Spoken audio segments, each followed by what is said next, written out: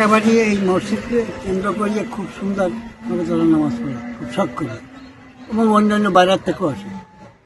মনে করেন বাগেরহাট আসে, পিরিজপুর আসে, বহু ফারাক দেওয়া আসে প্রতি শুক্রবার নামাজ।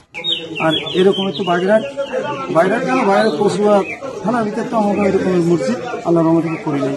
প্রায় আপনার 4,68 লাখ টাকার মতন খরচ হয়েছে, এবং এলাকার বাগেরহাটের ভিতরে সবচেয়ে সব দিক থেকে আর কি উন্নত মানের একটা মসজিদ। দৃষ্টিনন্দন মসজিদ স্থাপন করে আমাদের কচুয়া জেবি গ্রুপের চেয়ারম্যান সর্দার জাহিদ ভাই একটি সুনাম অর্জন করেছেন, এবং আমরা চাইবো সামনে যাতে তিনি আরো ভালো ভালো কাজ করতে পারেন। এটার জন্য ওনার জন্য অনেক দোয়া থাকলো। এক্সট্রিম মশার কয়েল প্ল্যান্ট ফাইবার দিয়ে তৈরি, ডেঙ্গু চিকুনগুনিয়া বাহি সহ যে কোনো মশার বিরুদ্ধে দেয় এক্সট্রিম সুরক্ষা। মুসল্লিদের দাবিতে আমরা প্রথমে উদ্যোগ নিয়ে একটা মসজিদ করা, পরে এখানে আমি আরো কিছু আমার চিন্তা ভাবনার সম্প্রসারণ ঘটাই।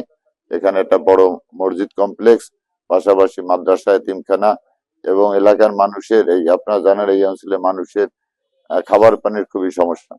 এই খাবার পানির জন্য আমি বড় ধরনের একটা দিঘি এখানে খনন করেছি।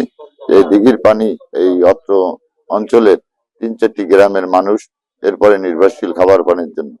যেন সামাজিক কাজগুলো ধর্মীয় আলোকে করতে পারে, সে ব্যাপারে আমাদের এখানে ধর্মচর্চার যে একটা বিষয় থাকে, মৌলিক বিষয়, আমরা একটা সমৃদ্ধ পাঠাগার রেখেছি, এবং সাথে সাথে আমাদের একটি মাদ্রাসা রয়েছে।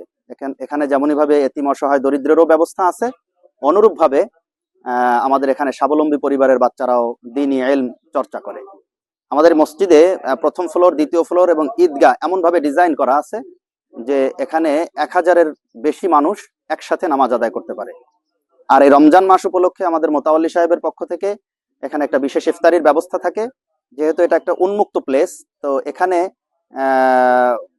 আমাদের 100-100-র বেশি লোক নিয়মিত ইফতার করে। পাশাপাশি আমরা ইফতারির জন্য এমন একটা ব্যবস্থা রাখি, যদি কোনো পথচারী, কোনো মেহমান আসে, ইফতারের সময়ের মধ্যে যে কেউ আসলে আমরা তাদেরকে ইফতার করানোর মতো মোটামুটি সক্ষমতা রাখি।